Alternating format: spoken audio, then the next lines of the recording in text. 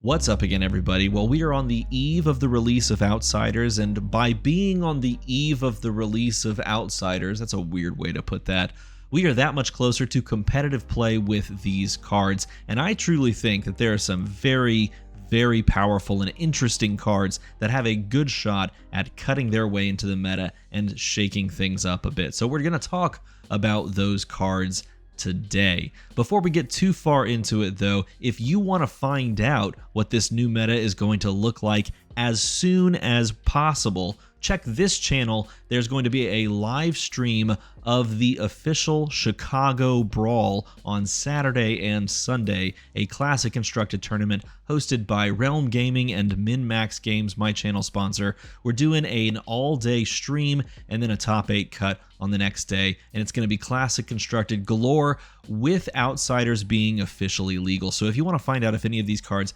actually cut their way into top 8 deck lists along with me on stream, along with Flake and Charmer, then check out the link down in the description. So let's get to it. So kicking things off first is one of my favorite cards. It is Infecting Shot. I love this card, and weirdly enough, this was going to be Spire Sniping. I was pretty high on Spire Sniping. Spire Sniping, cool card, also very fun to say.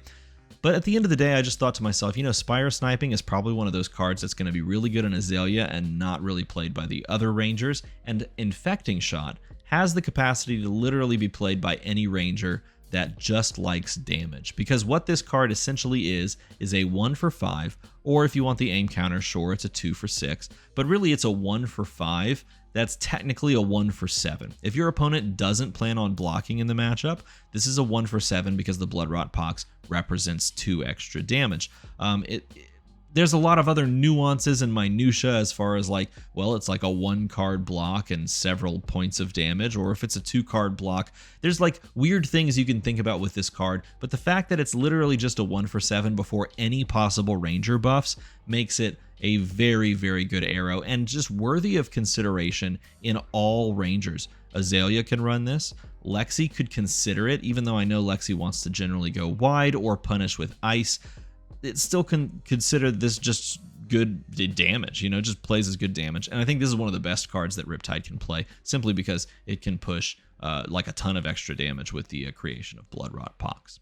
Next up on the list is one that I'm still trying to justify, but I really want it to be good because it's just so janky, but it's also not janky in a lot of ways. Burdens of the Past is like one of those meta call cards, because here's the thing, there are multiple cards in this set that I think are truly, well and truly printed to stop fatigue in a lot of respects.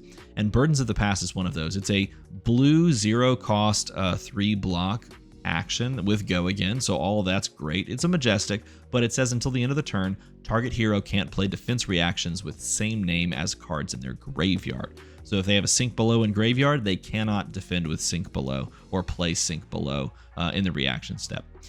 There is a secondary effect here in that if there are 10 or more defense reaction cards in graveyard, draw a card, which is pretty cool. But essentially, I see this as being like a really popular sideboard card if defense reaction heavy decks exist in the current meta or in the upcoming meta. So we just came out of a season where Oldhim, specifically Fatigue Oldhim, made a lot of waves in a lot of different tournaments, and people were playing Fatigue Oldhim with all these defense reactions and blocks. They would just block out as much as possible. They would be very disruptive and just live out in the long game and try to kill you by basically just running you out of cards. If they're playing enough defense reactions, this card does all of the modes, which is crazy. And this also stops like dash as well, if super defensive dash is being played. And that's not even to mention the possibility of there being some like secret fatigue Riptide list that somehow comes out of nowhere, which would be very interesting and very exciting. But Burdens of the Past has a place if fatigue exists, and if specifically just more defensive decks in general exist. So this one's iffy on my part. Put it down in the comments below. Do you think this card actually sticks around? I'd be curious to know what you think. Humble. People are going to look at me weird when they look at this list, because I actually think Humble is not just a good card, I think it's a great card into a lot of different heroes. Now, there's a couple of different heroes that this just doesn't, like, they don't care. It doesn't really work against. but Humble in general, taking away their hero abilities, even if it's just for a turn, this is essentially Sleep Dart, but in some ways easier to just play out there, right, and just threaten. So it's like a 2 for 6, which is fantastic if you want to sideboard in 6s for Dromai matchups. It's also just a 2 for 6, which is fantastic for like a 2-card hand or a 1-card hand plus arsenal. Pitch a blue, play this, right? It's pummelable, meaning that you can play this, float a resource, have the tunic counter, throw out a pummel, and then really punish your opponent for 10. It can be brought in by Azuri, which I don't necessarily think is going to be huge in the meta, but I do think has capacity to present decent amounts of damage. And just kind of play out that way. So it's very easy to swap in with a Switchblade ability. And just the threat of taking away a hero ability on a specific turn is very good. Fies can't go get Phoenix Flays. You can't like Earth React or Ice React as Oldhim. You can't play card effects from, you can't play stuff at instant speed from your arsenal if you're Icelander. Like all of those effects just are turned off for a turn, and that can be very dangerous, which makes this basically just like, hey, give me 2 cards on this turn, otherwise you're gonna have to change your entire game plan for a lot of different heroes. So I like this card. I think it's underrated, and I think that I love that it's printed at rare because more people can get their hands on it.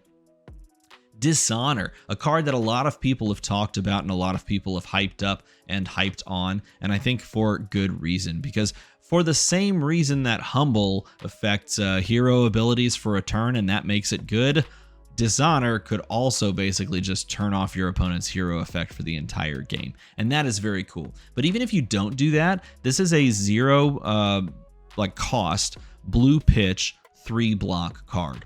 In any ninja, that's like a perfect combination of cards. Then you look at it, and it is a 2 attack. It's not go again, but it's a 2 attack. So Benji can make this unblockable. That's super solid. Then you look at it and you say, okay, if I can chain together Bonds of Ancestry into Dishonor, even just that 2-card combo, this is a 4 attack. That's on rate. That's really good. Then, of course, if you get the, pie in the sky, I know it's not even really pie in the sky anymore because it's a lot easier to string this together with something like Be Like Water. This card creates problems for a lot of heroes. It creates problems for a lot of matchups, and it's a card you have to have in the back of your mind from now until the end of the time. And it's so funny because this reminds me a lot of Mask of Momentum in the sense that it's subtle, and it probably won't go off, especially its main effect, the bottom one, probably won't go off like, I don't know, 9 games out of 10. But the fact that it exists, that's what changes the game. That's what changes the gameplay, because if your opponent isn't thinking about it and they get Dishonored and their, Blood Debt ability to stop Blood Debt as Leviah is turned off, they lose the game, right? There's a lot of instances where you just lose the game. You can't create embodiments of lightning or embodiments of earth. You probably just lose that game as Briar. And so you have to consider and perhaps make some concessions because of this card. That's why I think it's going to hit the meta and make a big deal out of it. Here's one that I bet you some people probably don't agree with. Crow's Nest is interesting because it's a token Azalea specialization quiver that in some ways just gives you extra value. Why is it on this list? If the point is literally just for it to be around and then allow you to pay 1 to put an aim counter on it. Why is that good? Well, 1, it's free aim counter. Well, not free. It costs 1. But it's perpetual aim counter generation, which is really good when there are several arrows that want to, have an aim counter for an extra special effect. And if you look at this, this is triggering off of the same timing window that you're pulling a card from the top of your deck, most likely an arrow, slamming it down there, and giving that arrow dominate with Azalea. So in concert with the effect, you're getting an aim counter, which is going to give you an on hit. You're giving dominate to this card as well. And then you consider the fact that this is really only competing with 3 other, we'll call it 3. No, it's 2. It's exactly 2. 2 other quivers in the game. And this is not competing against arm equipment. It's not competing against leg equipment. It's not competing against chest equipment. It's just free. It's just given to you for free. So why don't you run this? Is there something better? Do you want the quiver that's basically remembrance? Do you want the quiver that's insurance for drawing poorly? Or do you want the quiver that gives you aim counters perpetually, that you don't ever like explode, that is just there from the beginning to the end of the game? And because of that, and because of the benefit of just being able to drop an extra resource to get a beneficial effect when you dominate something, I think this card is going to see heavy play. Well, because why not? Because why not? Speaking of heavy play, I believe in inertia traps in the current meta, and perhaps going forward in the future meta. I believe in inertia tokens. Inertia trap is perhaps the best way to give inertia tokens. But I believe in them simply because we look at this meta and we see which two dominant heroes. We see Icelander, who plays from Arsenal and who wants to Arsenal a card and pass over to you after doing some things. We see Oldhim, who relies, and I will say it is a crutch for 80%. I made that number up. For 80% of Oldhim players, the Crown of Seeds is a crutch that they cannot play to the same degree without. Taking away a Crown of Seeds activation on any given turn is very, very positive for you. And just the idea of playing into anybody that wants to set up a 5-card hand and giving them an inertia trap, like a Fi on a 5-card hand, scary. A Fi on a 4-card hand with no arsenal, right? Not as scary. Still can be scary, but not as scary. And that's why I really believe in this particular version of inertia givers. Inertia trap, just being able to come down on your opponent's turn when they don't expect it, is really solid. Also, that guy's hand has seen far better days. Very blue, though. Very blue. He is blue Dabadi. All right, we're down to the last two, and these are perhaps the strongest. I didn't put these in any particular order, but I certainly put these for the last because I saved the best for last. Premeditate is Ponder Run. I'm just gonna, if everyone wants to say that, I'll just join them in saying that. It makes me kind of like eye roll in some ways, but I also kind of like it. Okay, it's like a bad dad joke, right? Ponder Run here is a fantastic card that can be played by everyone, that almost benefits everybody because of its existence. It's very well considered, well thought out, and it plays well in all the heroes in this set. It also plays well in like most heroes in the game. And I really like it, and it's going to see a lot of play simply because it's the Ponder token replaces the Arsenal. So if you're Threadbare on your hand, let's say you play Premeditate plus the thing from Arsenal, you had a 1-card hand in an Arsenal, right? Just getting the Ponder token gives you back the Arsenal. So this card, in a way, replaces itself, if you think about it that way. You just have to guarantee the hit of an attack, and this card replaces itself, which is quite good. A card that can replace itself, give you an arsenal, and give you a buff, super solid. But this is also fantastic in a variety of different matchups, and a variety of different heroes, I should say. Because if you play this as Riptide, play this, and then you arsenal a card, then you play that card, and this gains that buff because you can then just pick your own arsenal. If you play this in Dromai, for example, which a lot of people have talked about, this is a red card that's a starter for your dragons. It can give you a buff from your arsenaled, like Snatch or something like that you sometimes just throw down in there. Some attack that you want to add in. If you're going like the more kind of aggro Dromai that I personally really like to play and prefer, this is a card that fits into that. It fits literally everything except like Dorinthia. Because they're not swinging from their arsenal. It's really good in Briar. This card's solid in Briar. Arsenal like Lightning Surge or something like that, and then play this, Briar it up. Like this is half of an embodiment of Lightning. It's just really good across the board. This is a half a Rune Chant token in Viserai. It's gonna get played in Viserai. Super solid. This card's super solid, and if you're gonna look to buy any singles, buy this. This is a staple that will be basically played in every set. Think of it this way. This is a bad way to say this, because I know there's a stigma here. This is the Command and Conquer of this set. This is the card that will like perpetually see play in every hero and can see play in every hero, so you always consider it. That's what this card is, and that's a pretty cool place to be. But it's not my number one card because this is my number one card. Because I can't stop thinking about freaking Give and Take. Okay, look, I posted an image on Twitter, a meme that I made, and Give and Take is a card that lives rent-free in my brain because it's a 1-for-3 go again that blocks 3, and it says when it's defended by an action card, you can put an action card with cost less than Give and Take's attack from your graveyard. If you don't buff Give and Take, like let's just say Give and Take is what it is, right? It is a 1 cost 3, your opponent doesn't block, you get 3 damage. Okay, you don't get a card, you get 3 damage. They didn't give you a card, you don't get a card. You just deal them 3 damage. And you get to go again, which is quite good. If you buff this and your opponent finally chooses, I can't take 6. Like, let's play Nimbleism on this, right? So then you're 1 for 6, 2 cards. Your opponent gives you a card, right? Then you can go and get anything cost 6 or less and put it on top of your deck. If you're Azalea, you could then flip it into the arsenal and then send a Dominated Arrow, right?